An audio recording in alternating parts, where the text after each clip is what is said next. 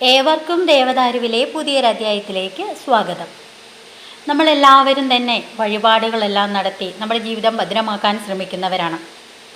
ഭദ്രകാളി അമ്മയ്ക്ക് ഈ വഴിപാടുകൾ ചെയ്താൽ, അതും ഫലം അറിഞ്ഞ് ചെയ്താൽ ഉറപ്പായിട്ടും നമുക്ക് ഏതൊരു പ്രാർത്ഥനയും അതിവേഗം ഫലം ലഭിക്കും. അതിനായിട്ട് ഭദ്രകാളിയെ ഭജിക്കുന്നത് ഏറ്റവും ഉത്തമമാണ്. അമ്മയ്ക്കുള്ള ഏതാനും വഴിപാടുകളും അതിലെ ബലങ്ങളുമാണ് ഞാൻ നിങ്ങളോട് ഇന്ന് പറയാൻ പോകുന്നത്. ഭദ്രകാളി ദേവി ക്ഷിപ്രപ്രസാദിയും അതുപോലെ തന്നെ ക്ഷിപ്രകോപിയുമാണ് എന്ന് എല്ലാവർക്കും അറിയാമല്ലോ.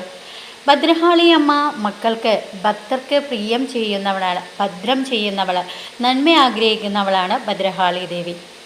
ഭദ്രകാളി ദേവിക്ക് കടും പായസം നേർന്നാൽ കാര്യവിജയം ഉറപ്പാണ്.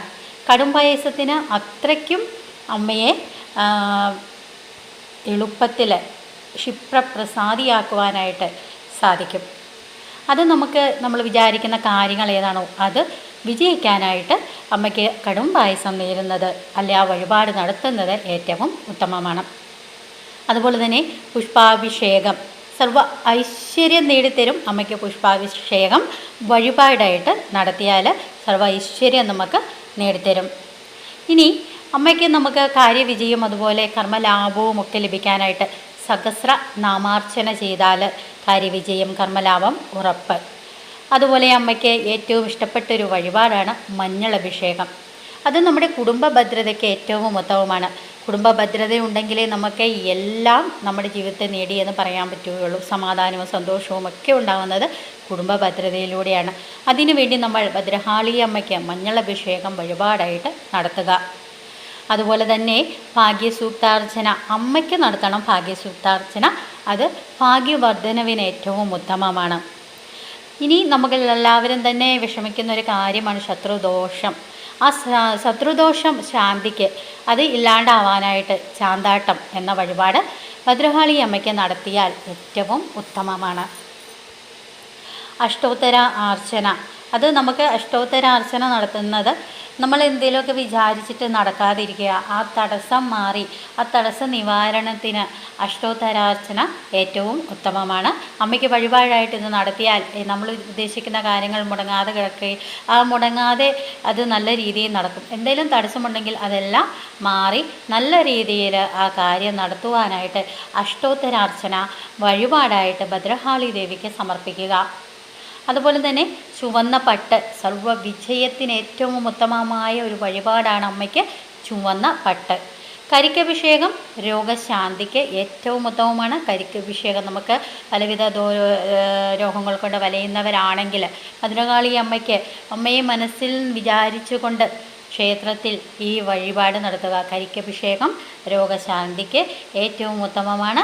അതുപോലെ തന്നെ ദാമ്പത്യ ഭദ്രതയ്ക്കും പ്രേമസാഫല്യത്തിനുമൊക്കെ കുങ്കുമാഭിഷേകം നടത്തുന്നത് ഏറ്റവും ഉത്തമം. ഈ കുങ്കുമ അർച്ചന നടത്തുന്നത് കാര്യസിദ്ധിക്കാണ്. നമ്മളെന്തെങ്കിലും മനസ്സിൽ വിചാരിച്ച് അത് നടക്കണമെങ്കിൽ ആ കാര്യസിദ്ധിക്കായിട്ട് കുങ്കുമ അർച്ചന അമ്മയ്ക്ക് വഴിപാടായിട്ട് നടത്തി നോക്കൂ, ഉറപ്പായിട്ടും ഫലം ലഭിക്കും. ഇനി പനിനീരഭിഷേകമാണ്. അത് കർമ്മ വിജയത്തിന് പനിനീരഭിഷേകം ഏറ്റവും ഉത്തമമാണ്.